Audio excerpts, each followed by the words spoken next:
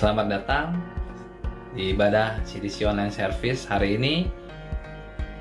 Senang berjumpa dengan Anda semua yang saat ini berada di rumah dan dimanapun Anda berada, untuk kita bisa beribadah bersama-sama hari ini. Kita bersyukur dengan penyertaan dan pemeliharaan Tuhan sepanjang minggu ini. Mari kita memuji dan menyembah Tuhan, sebab hari ini kita akan merayakan kemenangan bersama Yesus yang luar biasa. Jadi siapkan hati dan catatan saudara. Mari terima pesan Tuhan yang spesial untuk kita. Mari kita berdoa. Tuhan Yesus, terima kasih Tuhan atas segala penyertaan-Mu di dalam hidup kami sampai saat ini Tuhan. Terima kasih atas berkat-berkat-Mu yang tak pernah habis. Dan pada hari ini Tuhan Yesus, siapkan hati kami Tuhan untuk lebih lagi memuji dan menyembah-Mu lebih lagi Tuhan. Dan juga Tuhan, kami juga mau menerima segala kebenaran-kebenaran-Mu di dalam hidup kami Tuhan. Kau yang beracara dalam ibadah ini dari awal sampai selesai.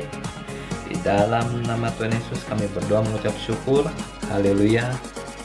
Amin.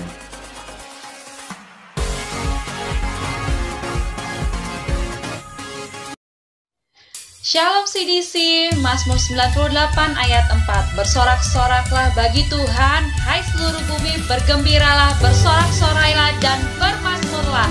Mari sama-sama kita nyatakan lagu ini. Sungguh Tuhan, Engkau batu karang yang teguh, Engkau kota perlindungan kami. Amin.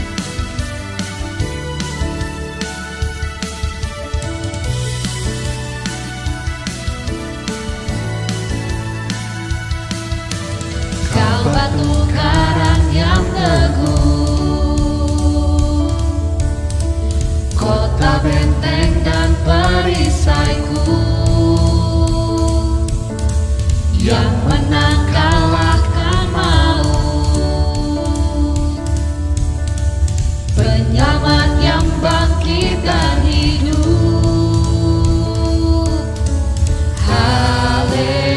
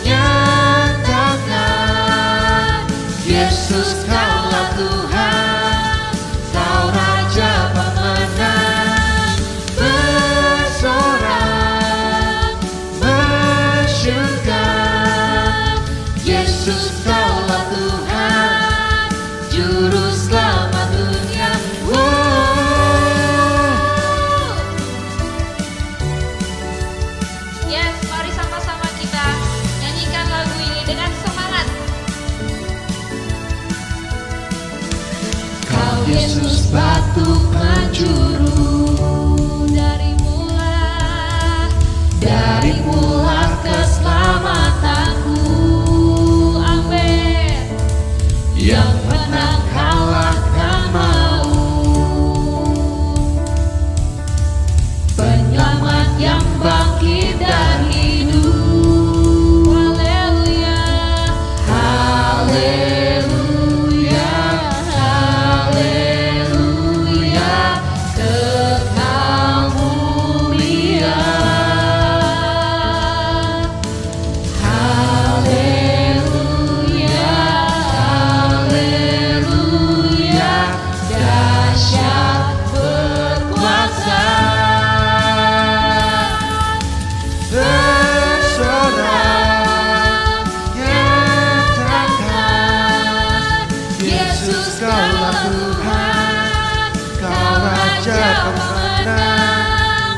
Bersorak bersyukur, Yesus kaulah Tuhan, Juru Selamat dunia.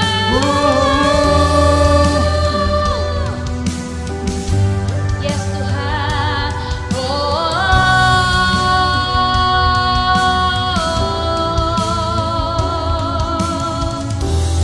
Kau agung Tuhan.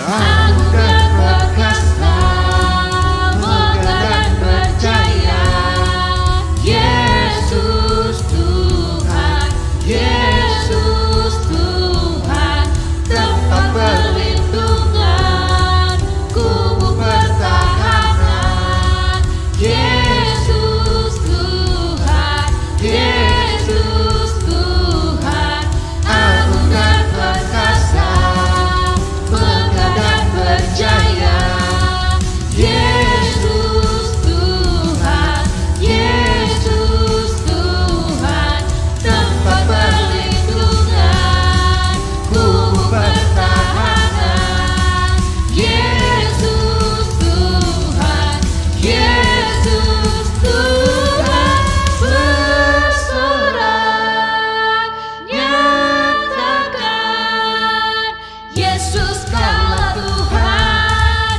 Kau Raja pemenang. Bersorak nyatakan, Yesus kaulah Tuhan, Kau Raja pemenang.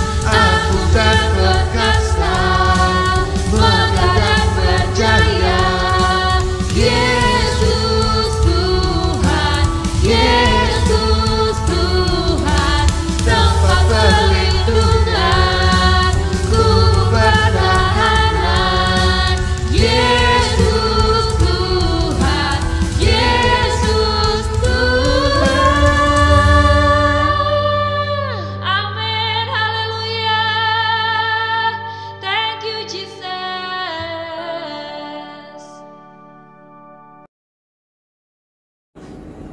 Mari kita mempersiapkan hati dan pikiran kita untuk menyembah Tuhan. Pada pagi hari ini kita mau sama-sama naikkan ucapan syukur betapa Tuhan Allah kita, Allah yang luar biasa, Allah yang baik, Allah yang tahu yang terbaik dalam setiap rancangannya, tidak pernah gagal dalam kehidupan kita. Apa yang kita pikirkan saat ini mungkin terbatas, tapi apa yang Tuhan pikirkan tidak pernah terbatas dalam kehidupan kita. Mari sama-sama naikkan pujian penyembahan ini. Kemanakah aku dapat pergi, menjauhi roh-Mu yang suci, Kau sahabat,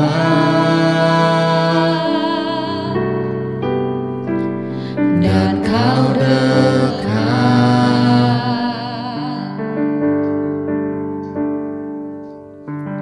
bahkan seluruh pengabdianku tak bisa membalas kesetiaan-Mu, sungguh mulia.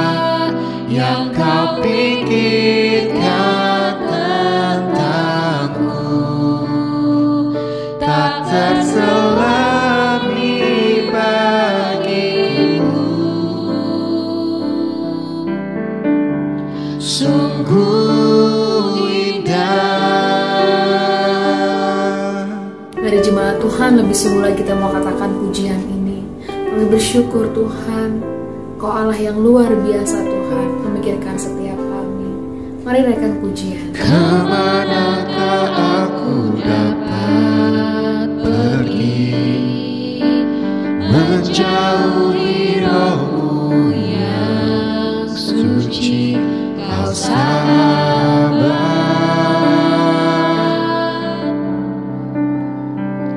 dan Kau dekat.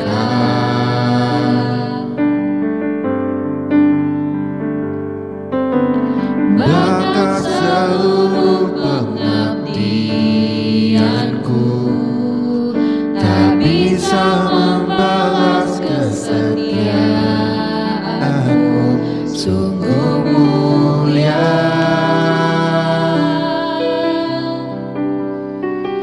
dan berharga. Sungguh besar pengorbananmu bagiku, terlalu dalam untuk dimengerti. Sungguh besar, sungguh indah yang Kau pikirkan tentangku, tak terselami bagiku. Sungguh indah.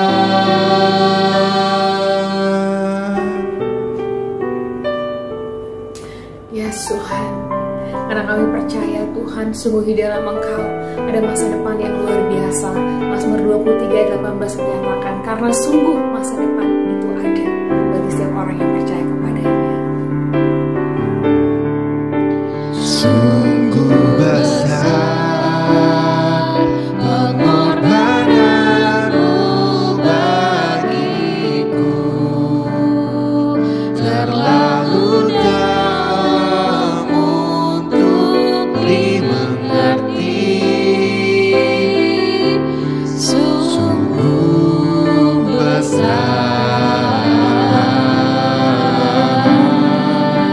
sungguh indah yang Kau pikirkan tentangku, tak terselami bagiku. Sungguh indah, sungguh indah, sungguh indah.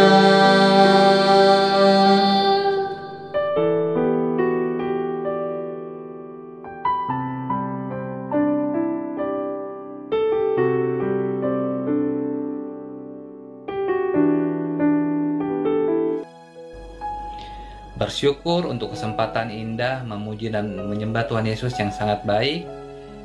Bagi Bapak, Ibu, Saudara-saudari, dimanapun Anda berada, yang membutuhkan dukungan doa ataupun konseling, silakan menghubungi nomor yang tertera di layar saudara. Mari kita dukung doa untuk setiap kebutuhan jemaat. Mari kita berdoa. Kami dukung doa dengan sepakat kebutuhan jemaat untuk jemaat yang sedang sakit maupun dalam masa-masa pemulihan. Kami berdoa dengan sepakat bilur-bilur Yesus yang menyembuhkan segala penyakit. Kami juga berdoa untuk pemulihan keluarga, supaya hubungan suami istri, orang tua anak mengalami rekonsiliasi dan ada Yesus di tengah-tengah keluarga. Kami berdoa untuk jemaat yang membutuhkan pekerjaan.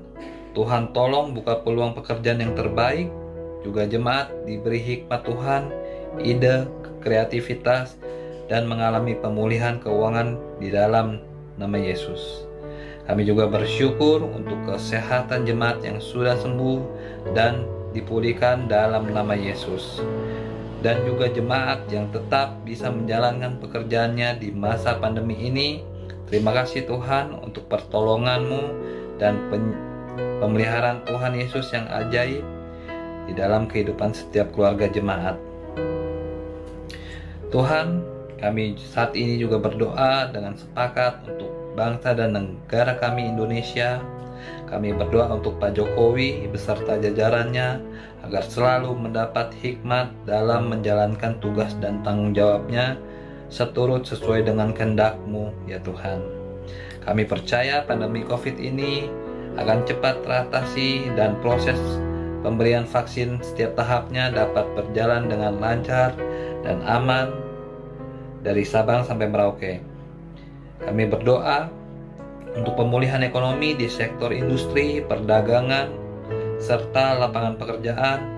Tuhan tolong semua semakin membaik dan kuat kembali di dalam nama Yesus. Kami juga berdoa untuk keamanan bangsa kami, khususnya TNI dan Polri, diberikan kesatuan hati dalam menjaga dan keamanan dan keharmonisan di negara kami Indonesia. Di dalam nama Yesus, kami sepakat berdoa untuk bangsa dan negara kami. Amin. Mari jemaat Tuhan, kita mempersiapkan hati kita lebih sungguh lagi. Kita menaikkan pujian penyembahan kita. Sebab kita percaya Engkaulah Allah dan Engkau tetap Allah. Dan tidak ada rencana-Mu yang gagal dalam setiap kehidupan kami. Kami mau nyatakan lebih sungguh lagi Tuhan. Walau dunia ini bergoncang, kami percaya Engkau tetap Allah yang berkuasa dalam setiap kehidupan kami. Mari sama-sama jemaat Tuhan, naikkan pujian ini lebih sungguh lagi.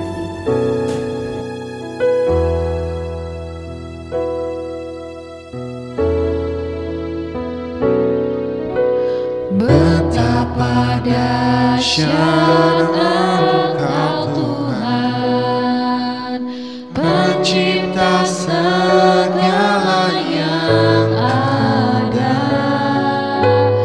dulu sekarang sampai selamanya. Hanya Engkau Tuhan, tak terselami pikiran-Mu, tak terukur panjang setia-Mu, dulu sekarang sampai selamanya. Hanya Engkau Tuhan, ku sembah Engkau Yesus. Hanya Engkau Allah di hidupku, tiada yang lain, hanya Kau, hanya Engkau Tuhan selamanya. Kau tetap Allah, walau dunia semua bergoncang, tak tergoyahkan, Kau tetap Allah.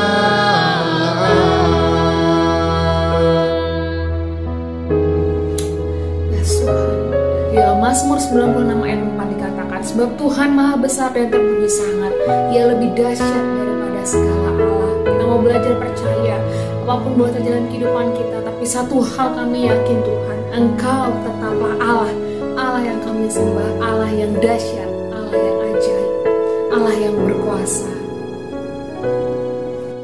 Tak terselami pikiran-Mu,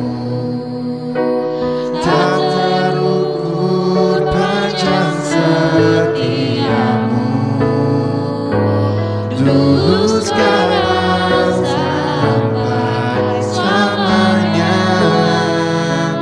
Hanya Engkau Tuhan, ku Yesus, hanya Engkau Allah di hidupku. Tiada yang lain, hanya Kau, hanya Engkau Tuhan selamanya. Kau tetap Allah, walau dunia semua bergoncang, tak tergoyahkan. Kau tetap Allah, Kau tetap Allah, Kau tetap Allah. Mari sembah Dia, mari bermazmur bagi Dia. Haleluya, segala pujian, segala sembah hanya bagi Yesus Tuhan. Haleluya, haleluya. Kami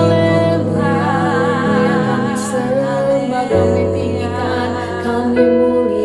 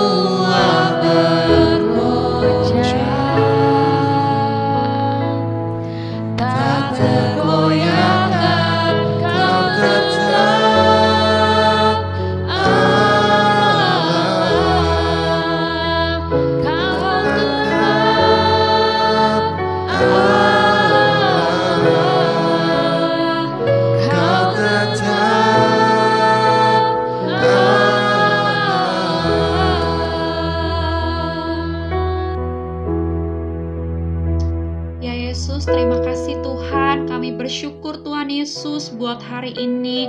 Kami bersyukur Tuhan buat hal-hal yang luar biasa yang Tuhan beri dalam hidup kami. Saat ini Tuhan, kami mau mendengarkan firman-Mu Tuhan. Tuhan yang memberkati pembicara yang akan menyampaikan firman-Mu Tuhan. Biar firman-Mu ini Tuhan Yesus sesuai dengan isi hati-Mu Tuhan tersampaikan kepada setiap kami. Sehingga kami Tuhan, jemaat-Mu Tuhan, kami Tuhan Yesus menjadi pelaku-pelaku firman Tuhan di dalam nama Tuhan Yesus. Terima kasih Tuhan, kami siap mendengarkan dan menjadi pelaku firman-Mu di dalam nama Yesus. Haleluya, amin. Ya, shalom. Selamat pagi Bapak dan Ibu sekalian. Hari yang luar biasa. Oke, kita akan siap mendengarkan firman Tuhan. Tunggu bentar. Kenapa ini?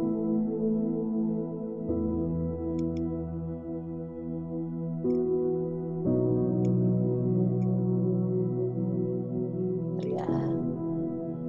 Oke, tema kita hari ini adalah The Kingdom of God.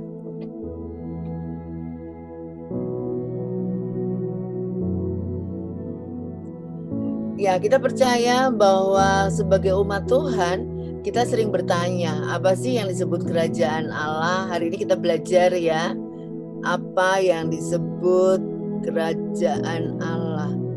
By the way, suara saya jelas ya?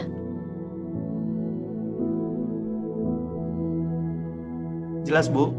Jelas, oke. Ya, kita akan mulai aja langsung. Ya, apa yang dimaksud kerajaan Allah? Ada di Lukas 17 ayat 20 sampai 21. Ternyata yang tanya tentang kerajaan Allah gak cuma di zaman sekarang saja. Waktu di zaman Yesus jadi manusia ada di bumi, orang Farisi juga bertanya. Atas pertanyaan orang-orang Farisi, apabila kerajaan Allah akan datang, Yesus menjawab, katanya, kerajaan Allah datang tanpa tanda-tanda lahiriah. Juga orang tidak dapat mengatakan, lihat ia ada di sini atau ia ada di sana, sebab sesungguhnya kerajaan Allah itu ada di antara kamu. Jadi ternyata kerajaan Allah itu bukan kerajaan yang pemerintahan yang kita lihat di dunia ya, adalah sesuatu yang sifatnya bukan lahiriah. Jadi kerajaan Allah adalah pemerintahan kerajaan dan Allah sebagai raja. Bukan kerajaan lahiriah, tetapi kerajaan yang tidak kelihatan oleh mata, tapi ada di alam roh atau secara rohani. Jadi pada saat kita percaya kepada Yesus sebagai raja dalam hidup kita, kita adalah warga negara kerajaan Allah dan menjadikan Yesus raja dalam hidup kita. Jadi pemerintahan kerajaan Allah, Yesus adalah rajanya, kita adalah warganya atau masyarakatnya, yaitu kumpulan orang percaya. Sama seperti kita warga negara Indonesia, presidennya Jokowi, dan kita warga negara Indonesia. Tapi itu secara dunia, secara rohani, seperti ini yang kita bahas hari ini. Jadi siapa yang berada di kerajaan Allah? Ada di 1 Petrus 2 ayat 9.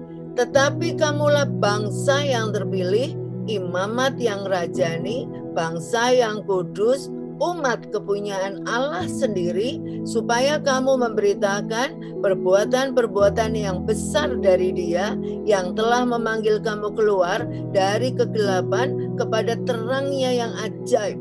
Ayat ini jelas mengatakan siapa yang ada di kerajaan Allah, yaitu kita. Bangsa apa saja, mau bangsa Indonesia, bangsa asing yang di negara luar, tetapi yang penting di sini adalah kita adalah umat kepunyaan Allah.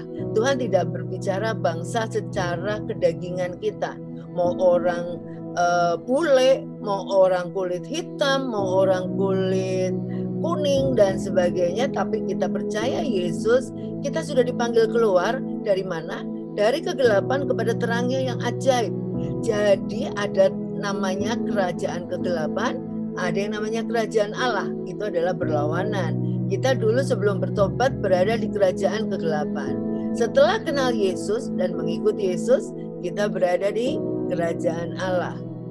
Jadi istilah eklesia yang saya mau jelaskan juga itu adalah bahasa Yunani, artinya perkumpulan atau orang-orang yang dipanggil keluar. Sama tadi seperti di 1 Petrus 2 ayat 9. Kita dipanggil keluar dari mana ke mana?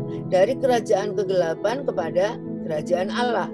Eklesia juga berarti gereja, tetapi bukan bangunan gerejanya, akan tetapi gereja itu sendiri adalah umat Tuhan. Kita lihat Matius 6 ayat 33. Tetapi carilah dahulu kerajaan Allah dan kebenarannya, maka semuanya itu akan ditambahkan kepadamu. Jadi kalau kita bicara kerajaan Allah, ini menjadi prioritas dulu yang kita cari. Karena kalau enggak, kita akan bingung kita ada di mana. Seperti kita orang imigran gelap, nggak tahu kita tuh bangsa apa. Tetapi di dalam ayat ini menjelaskan supaya kita punya warga negara secara rohani, kita harus cari kerajaan Allah dulu. Jadi langkah pertama, kita ingin tahu tentang Yesus, tentunya rajanya kan Yesus. Jadi mencari kerajaan Allah, kita taunya dari mana? Ikutlah pemuritan. Jadi pemuritan itu menjadi proses belajar sebelum kita memutuskan mau ikut Yesus atau enggak. Nah, jadi itulah kita memilih masuk kerajaan Allah. Baru kita belajar bagaimana hidup dalam kerajaan Allah itu seperti apa sih, ngapain aja, apa hak dan kewajiban sebagai warga negara kerajaan Allah. Itu semua akan kita ketahui kalau kita mau tahu dan belajar, supaya kita nggak panik nanti. Tanda yang orang-orang yang berada di kerajaan Allah itu apa? Ada di 1 Korintus 4 ayat 20. Sebab kerajaan Allah bukan terdiri dari perkataan, tetapi dari kuasa. Jadi rupanya di kerajaan Allah itu ada kuasa super power atau supranatural yang kita tidak akan mampu lakukan kalau kita di luar dari kerajaan Allah.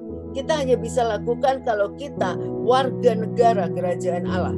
Yesus memberi mandat atau delegasi wewenang kepada umatnya untuk memperluas kerajaan Allah, disertai demonstrasi kuasa Allah supaya orang percaya Yesus. Nah, tujuannya demonstrasi kuasa ini adalah bukan untuk pamer gua hebat, doa gua ampuh, atau saya mampu melakukan. Makanya banyak orang pergi ke paranormal. Karena dia tahu tidak sanggup melakukan, dia pergi ke paranormal tujuannya untuk memperoleh yang dia harapkan. Berapa banyak orang merintis usaha, pergi ke orang pintar. Berapa banyak orang cari pasangan hidup atau supaya keluarganya utuh, suaminya nggak selingkuh atau istrinya gimana suka sama dia, mereka pergi ke orang pintar atau pergi ke dukun. Karena mereka membutuhkan kuasa untuk menjawab kebutuhan mereka. Makanya kenapa dukun itu laku? Kenapa paranormal itu laku? Karena banyak orang membutuhkan kuasa ini. Tapi di sini saya mau kasih tahu Bapak Ibu, bahwa kuasa yang betul-betul didasari dengan kasih hanya ada di dalam Yesus. Dan itu kekal sifatnya. Kalau kuasa itu datangnya dari kuasa gelap, bisa aja kita mau minta kaya, kita bisa kaya. Kita mau minta sembuh dari penyakit, bisa. Tetapi semua ada tumbalnya. Semua ada hitungannya. Kamu butuh apa, bayarlah pakai apa. Tuhan tidak pernah memperhitungkan harga yang harus dibayar. Keselamatan itu adalah anugerah. Dan segala sesuatu akan ditambahkan kepadamu dengan gratis. Saking sayangnya Tuhan. Udah nyawanya jadi kasih, apalagi urusan pernak-pernik orang hidup. Tuhan menyiapkan segala-galanya. Nah, jadi demonstrasi kuasa Allah itu untuk apa? Kenapa harus ada demonstrasi kuasa?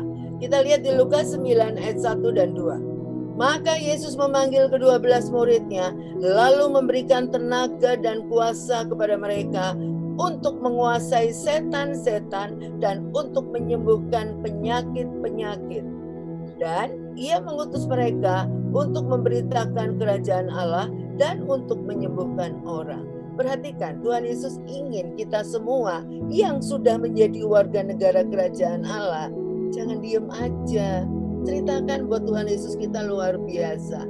Apa sih yang Tuhan gak bisa lakukan? Tuhan bisa melakukan lebih daripada yang kita pikirkan. Jadi itu pentingnya kita punya kuasa supaya orang percaya. Jadi gak dibilang omdo ya. Tuhan kita tuh luar biasa. Jadi kuasa ini adalah dipakai Tuhan untuk kemuliaan namanya. Matius 12 ayat 28. Tetapi jika aku mengusir setan dengan kuasa roh Allah, maka sesungguhnya kerajaan Allah sudah datang kepadamu. Nah, kerajaan Allah itu makanya Yesus tadi bilang ada di antara kamu. Jadi kerajaan Allah bukan lahiriah, tetapi ada di antara kita umat Allah. Jadi pada saat kita berkumpul bersama komunitas kita umat Allah, kita melakukan demonstrasi kuasa Allah. Makanya kita saling mendoakan. Kita bisa melihat mujizat Tuhan terjadi. Yang sakit disembuhkan, yang dikuasai kuasa gelap bisa dilepaskan. Itu semua adalah demonstrasi kuasa Allah yang membuat kita percaya Yesus adalah satu-satunya penguasa tunggal dalam hidup kita. Sekarang kita mau belajar 3 poin yang ingin saya bagikan kepada Bapak Ibu, bahwa ada kuasa dan budaya hidup di dalam kerajaan Allah, supaya kita bisa mempraktekannya. Jadi budaya dan kuasa ini jadi kebiasaan sebagai warga kerajaan Allah. Ada 3 hal yang harus kita lakukan. Pertama adalah membangun komunitas terang dan garam. Kedua, pertemuan yang berkualitas dan terjalin seperti keluarga. Yang ketiga, ekspansi kerajaan Allah melalui pelayanan jiwa-jiwa bersama Yesus. 3 poin ini tidak keluar daripada visi misinya CDC. Kita tahu bahwa ini adalah tugas atau amanat agung Tuhan Yesus, dan semuanya ada di Alkitab sehingga kita tidak melenceng jauh-jauh. Tidak melenceng artinya tetap di rencana Tuhan. Kita bahas satu-satu. Membangun komunitas terang dan garam. Orang-orang yang telah menerima Yesus sebagai Tuhan dan Juru Selamat disebut umat Tuhan. Tadi saya sudah katakan. Sebagai umat Tuhan, kita pastinya ada kegiatan-kegiatan, yaitu berkumpul dan bersekutu bersama di dalam komunitas kerajaan Allah. Kelompok orang-orang percaya atau umat Tuhan ini menantikan dan menerima janji Tuhan di dalam persekutuan tubuh Kristus yang terdiri dari orang-orang percaya. Kenapa kita perlu berkumpul? Karena doa sepakat itu sangat besar kuasanya. Dan Tuhan paling suka dengan orang yang sehati sepikir berada di hadirat Allah. Tuhan gak suka permusuhan. Tuhan sukanya orang yang kompak, orang yang rukun, yang akur, yang hidup damai. Ya namanya perbedaan pendapat ya pasti terjadi ya Bapak Ibu. Tetapi perbedaan pendapat tidak usah berakhir dengan perpecahan. Seharusnya kalau kita tetap berpegang kepada firman Tuhan. Perpecahan terjadi karena apa? Karena kita punya ego yang begitu besar sehingga kita punya pendapat pribadi. Nah, kalau pendapat pribadi yang nggak ketemu, karena setiap orang punya pendapat pribadinya masing-masing. Tetapi firman Tuhan adalah firman. Jadi tidak ada firman yang untuk saya berbeda dengan firman untuk Bapak Ibu. Firmannya tetap satu, adalah firman Allah. Dan apa yang kita baca, kita akan mengerti karena kita punya Allah yang sama. Umat Tuhan mempunyai standar hidup dan nilai yang berbeda dengan orang dunia. Maka kita disebut komunitas terang dan garam. Kita lihat ayatnya. Nah, Yohanes 8 ayat 12. Maka Yesus berkata pula kepada orang banyak, katanya, Akulah terang dunia. Barang siapa mengikut aku, ia tidak akan berjalan dalam kegelapan, melainkan ia akan mempunyai terang hidup. Nah, kita lihat sini ayat ini adalah Allah sendiri atau Yesus yang kita kenal Yesus, dia adalah terang dunia. Tadi orang tersesat, nggak tahu mati mau kemana, nggak tahu hidupnya tujuannya apa. Pada saat kita percaya Yesus, kita semua yang ada di Zoom ini saya percaya, kita tujuannya ikut Yesus, bukan iseng, bukan karena ya daripada saya nggak punya agama, ya ikut Yesus saja, tentunya enggak. Kita bisa pilih agama lain sebetulnya, agama apa saja kita bisa pilih, bebas. karena itu hak asasi manusia. Tetapi kita harus punya alasan kenapa kita pilih Yesus. Bagi yang percaya tentunya kita memutuskan karena Yesus membuka jalan ke depan. Dia memberikan kita jalan keselamatan. Dan itu bukan mudah-mudahan tetapi pasti. Dan dia sudah menebus dosa kita dengan mati di kayu salib. Lukas 14 ayat 34-35. Garam memang baik, tetapi jika garam juga menjadi tawar, dengan apakah ia diasinkan? Tidak ada lagi gunanya, baik untuk ladang maupun untuk pupuk, dan orang membuangnya saja. Siapa mempunyai telinga untuk mendengar, hendaklah ia mendengar.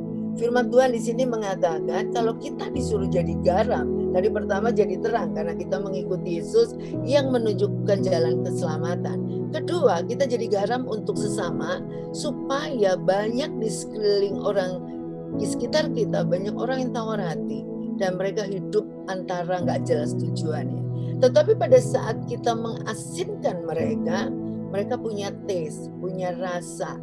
Garam itu gunanya banyak ternyata. Untuk ladang bisa untuk pupuk. Nah, artinya membuat orang produktif dalam hidupnya. Nah, kita semua pada saat kita menjadi garam, kita bisa mengasinkan orang-orang di sekitar kita yang tadinya bingung. Mereka sudah semakin produktif, mereka percaya hidupnya berguna, hidupnya menghasilkan yang bermanfaat karena punya Yesus yang luar biasa. Nah, tentu orang yang mau putus asa pun akhirnya mau percaya Yesus dan gak jadi putus asa. Sama seperti pada saat minggu lalu saya melayani seorang anak usia 17 tahun yang mau bunuh diri karena dia merasa sedih, karena dia tahu bahwa dia dibuang oleh orang tua kandungnya. Bahkan ayahnya kandung mau membunuh dia. Dia merasa hidupnya tidak ada gunanya. Tetapi pada saat saya cerita nggak banyak, saya cuma cerita bahwa Yesus sayang kamu, bahwa kamu adalah biji mata Allah. Kamu lahir ke dunia tidak kebetulan. Tuhan punya rencana besar dan kita buktikan dengan perjalanan hidup dia untuk dia kembali berpikir apa yang dia alami selama hidupnya. Akhirnya anak ini tahu betapa hidupnya berharga dan dia mulai bisa tersenyum dan dia mulai bisa bersuka cita. Jadi batal ya nggak jadi bunuh diri. Coba kalau enggak. Itulah peran kita di tengah-tengah lingkungan kita. Kita harus jadi terang dan garam untuk mengubah suasana lingkungan orang-orang di sekitar kita. Yang kedua, sebagai warga negara kerajaan Allah atau hidup di dalam kerajaan Allah, kita harus melakukan pertemuan yang berkualitas dan terjalin seperti keluarga. Ngapain aja? Jadi persekutuan umat Tuhan bukan seperti persekutuan biasa, tetapi di dalamnya terdapat kegiatan-kegiatan yang berkualitas dan hubungan di antara mereka sudah seperti keluarga dalam satu iman kepercayaan. Meskipun kita bukan keluarga hubungan darah, tetapi kita mengasihi sama seperti anggota keluarga. Pertemuan yang umat Tuhan lakukan sifatnya konsisten dan terus-menerus. Sehingga lambat laun hubungan yang tercipta pun semakin erat dan tidak ada yang menyendiri. Antara lain adalah yang kita sudah lakukan, kersel, hafruta atau doa sepakat, mesbah doa, berdoa bersama-sama, saling mendoakan, saling mendukung, menguatkan. Itulah peran atau aktivitas di dalam keluarga Allah. Makanya kita disebut keluarga kalau kita melakukan hal ini. Jangan menganggap kita keluarga, tapi kita cuma datangnya kalau kepepet, kalau butuh doang. Nah, hal-hal seperti itu tentu ada maunya ya, dan itu nggak jadi berkat tentunya. Kalau kita mau bertumbuh dan mau dipakai Tuhan luar biasa, ambil bagian dalam pertemuan yang berkualitas dan betul-betul murni terjalin didasari kasih. Jadi setiap hari kita melanjutkan pengajaran, belajar, tanya yang gak ngerti, minta nasihat satu sama lain, dan semuanya terjadi di bait Allah atau di gereja Tuhan maupun di rumah-rumah pada saat kita melakukan kersel yang sekarang kita bisa lakukan lewat Zoom. Puji Tuhan, lebih mudah lagi. Berikutnya ayatnya 2 Korintus 6 ayat 17. Sebab itu Keluarlah kamu dari antara mereka dan pisahkanlah dirimu dari mereka, firman Tuhan. Dan janganlah menjamah apa yang najis, maka aku akan menerima kamu. Bukan tidak boleh bergaul dengan orang yang belum mengenal Yesus, Bapak Ibu, tetapi tidak terbawa arus gaya hidup mereka yang salah. Tentu banyak orang punya gaya hidup yang bervariasi. Tentunya kita tidak mungkin mengikuti gaya hidup orang dunia. Nggak mungkin kita sebagai anak Tuhan ikut join sama teman-teman yang punya kebiasaan pesta narkoba, atau punya teman-teman yang punya kebiasaan nonton pornografi rame-rame. Hal itu udah bukan levelnya kita. Kita tentu punya kebiasaan lain. Hal yang najis di mata Tuhan kita sama sekali tidak sentuh. Nah, oleh karena itu makanya kenapa kita disebut terang dan garam. Kita punya kegiatan yang tidak sama, yang sia-sia di mata Tuhan. Sudah kita tinggalkan. Jadi mari kita menjadi komunitas yang sehat. Berikutnya, dampak dari perkumpulan-perkumpulan yang berkualitas itu apa saja? Berarti pertama, kita terus belajar kebenaran firman Tuhan. Karena pemuritan tidak hanya dalam bentuk kelas, tetapi bisa dalam bentuk pertemuan-pertemuan dan diskusi. Bisa juga terjadi perubahan karakter, menjadi serupa Yesus. Bisa mengalami transformasi hati, pemulihan hati dan pikiran. Dulu mungkin kita egonya tinggi, sekarang mulai peduli satu sama lain. Mengalami transformasi rohani, dari bayi rohani menjadi dewasa rohani. Itu semua terjadi di pertemuan-pertemuan di dalam keluarga Allah tadi dengan rutin dan konsisten. Mengalami mujizat-mujizat Tuhan di seluruh aspek kehidupan. Mujizat ini banyak, nggak cuman satu poin. Bisa mulai kesembuhan, pemulihan keluarga, pemulihan ekonomi, pekerjaan, dan banyak hal. Makanya pertemuannya sharingkanlah hal-hal ini. Jangan cuma ceritain ayat ya. Sharingkan kehidupan sehari-hari dan kita akan tahu apa yang harus kita doakan. Nah, ini adalah the golden rule dalam relationship umat Tuhan. Jadi namanya golden rule itu adalah aturan emas, atau ini kok kurang L, golden rule maksudnya ya. Jadi aturannya ini harus dipegang Bapak Ibu. Matius 7 ayat 12. Segala sesuatu yang kamu kehendaki supaya orang perbuat kepadamu, perbuatlah demikian juga kepada mereka. Itulah isi seluruh hukum Taurat dan kitab para nabi. Wah, saya garisin. Saya biasa baca yang atasnya doang lebih kuat. Tapi kenapa begitu saya habiskan ayat ini sampai titik, ternyata kekuatannya ada di bawah. Jadi itu adalah isi seluruh hukum Taurat. Kenapa saya garis bawain yang bawah? Karena setiap kali saya menerima konseling, orang selalu menceritakan kesalahan orang lain. Itu sering banget. Contoh, seorang istri bertemu dengan saya berkata, "Bu, tolong dong suami saya begini, begitu, begini, begitu. Kesalahannya, dia begini, nomor 1, 2. List kesalahan suami ada 20. Terus saya dari tadi dengerin bingung. Kesalahan dia apa ya? Kesalahan si istri. Demikian juga sama, seorang suami bisa ketemu dengan kami, saya dan suami saya, membawa deretan kesalahan istrinya, 20 item.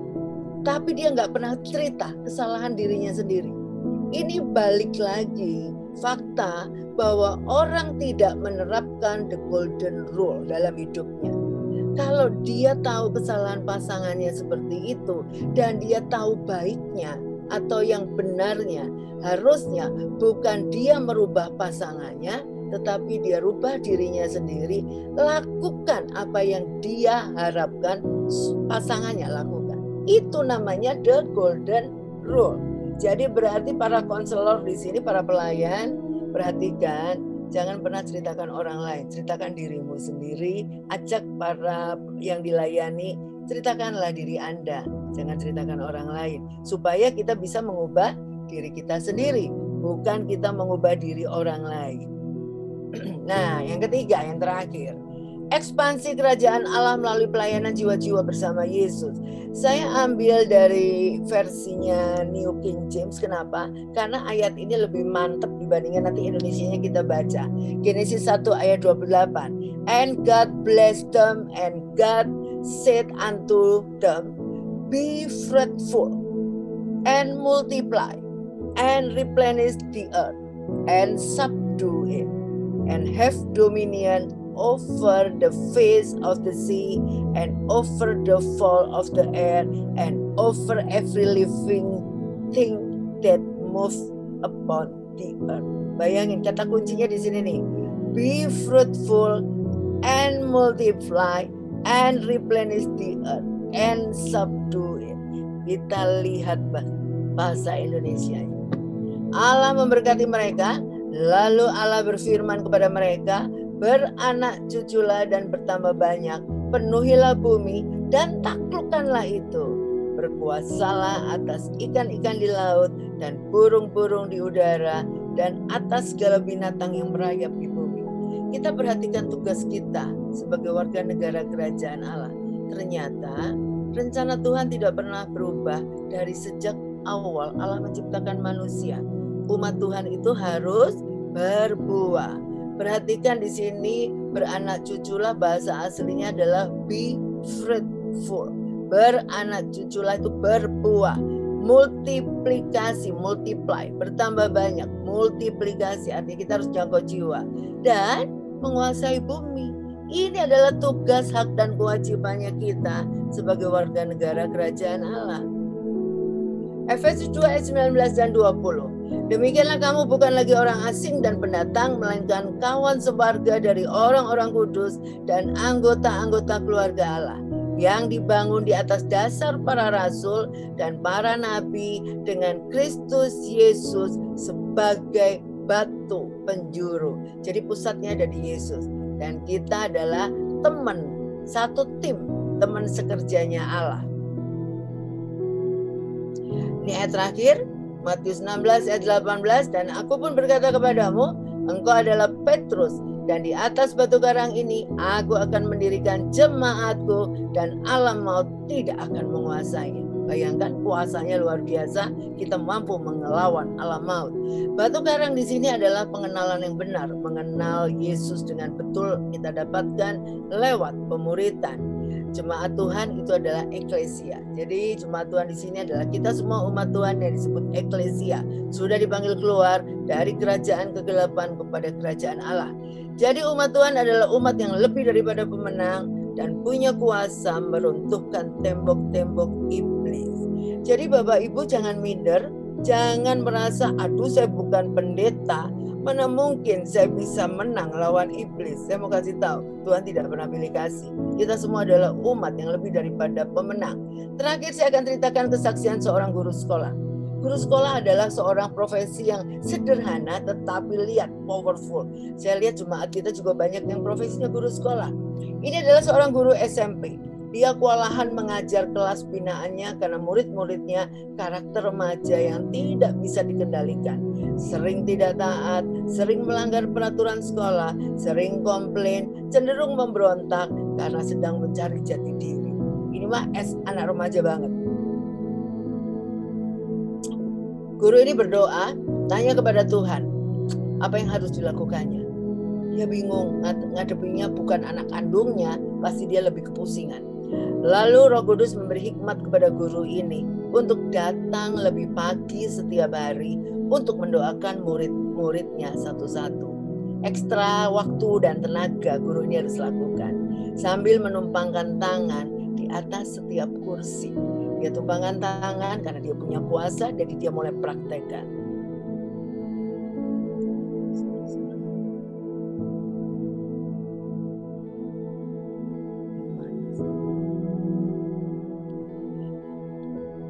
Lalu dia juga lakukan peperangan rohani, mengusir setan-setan dan kemudian semua karakter-karakter buruk dari muridnya satu persatu dia patahkan, dia usir semua itu karena pengaruh kuasa gelap ya. Setelah 3 bulan dilakukannya dengan setia, guru ini merasa surprise. Karakter murid-murid di kelasnya berubah. Ada satu kejadian yang membuat guru ini yakin, saya nggak tulis di sini. Waktu dia lagi berdoa pagi-pagi, satu hari 2 muridnya juga datang duluan dan lewat di depan kelasnya. Dan 2 murid ini datang tiba-tiba lewat di pintu yang terbuka dan gurunya sedang berdoa. Tiba-tiba dia terjatuh terpelanting. Lalu mulai kayak orang kesurupan.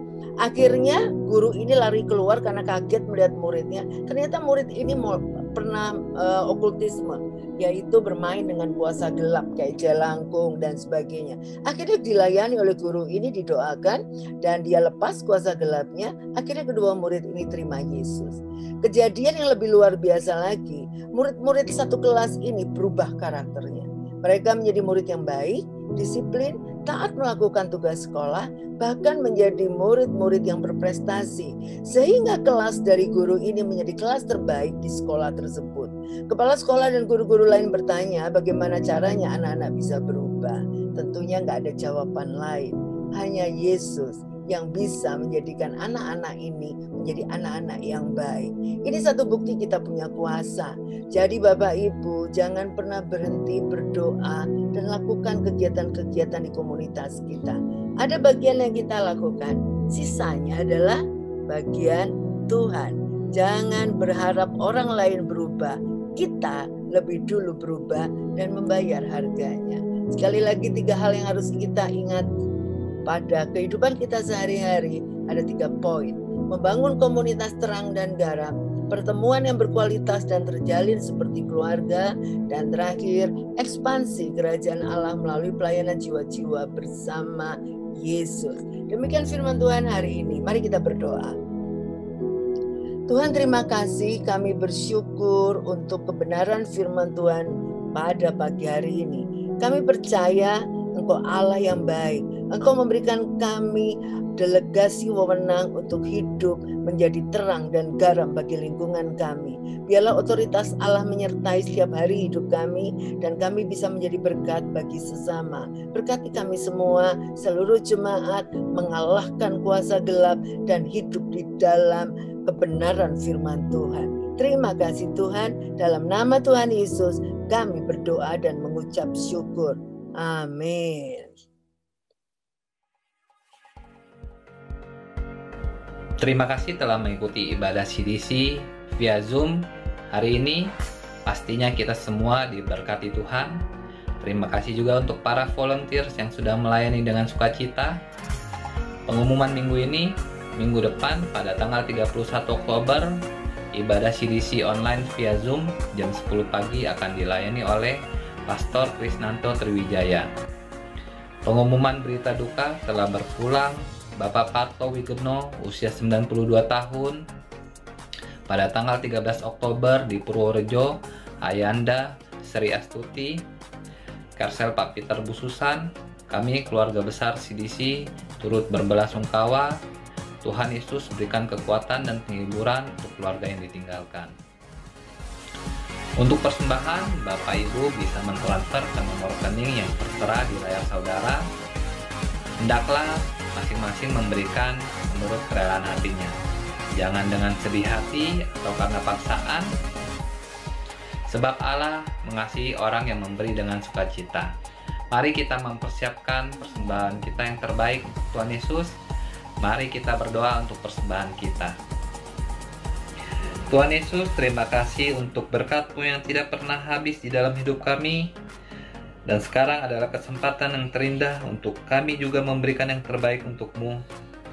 Kami berdoa agar persembahan kami berguna memperluas kerajaan Allah di bumi.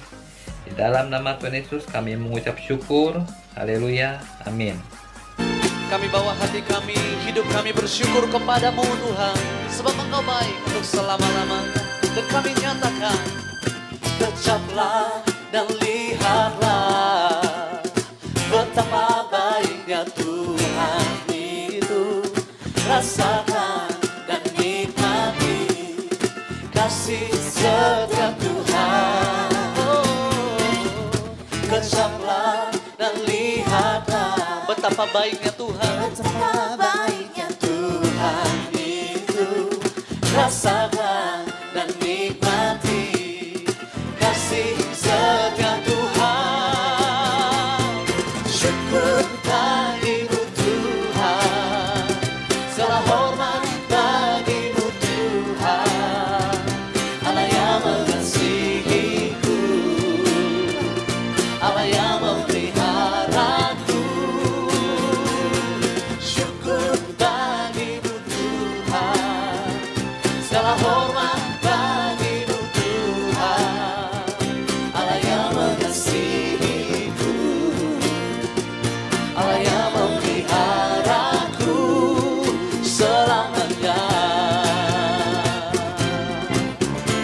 selama-lamanya kasih-Mu ada bagi kami Tuhan.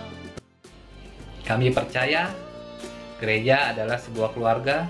Karena itu bagi saudara-saudara yang baru pertama kali bergabung di ibadah CDC, kami mengundang saudara untuk bergabung dalam Care Cell yang merupakan kelompok saling mempedulikan. Baiknya Tuhan hidup, rasakan dan nikmati kasih setia Tuhan. Syukur bagimu,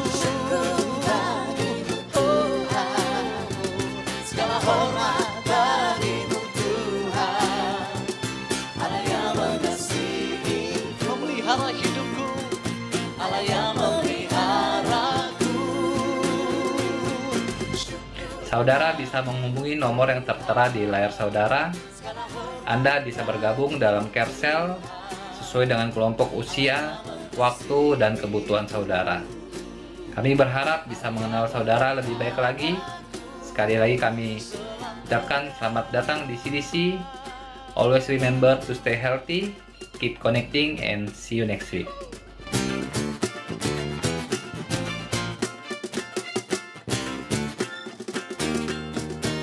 Mari sama-sama kita mengangkat tangan di hadapan Tuhan. Syukur bagimu Tuhan, segala hormat bagimu Tuhan.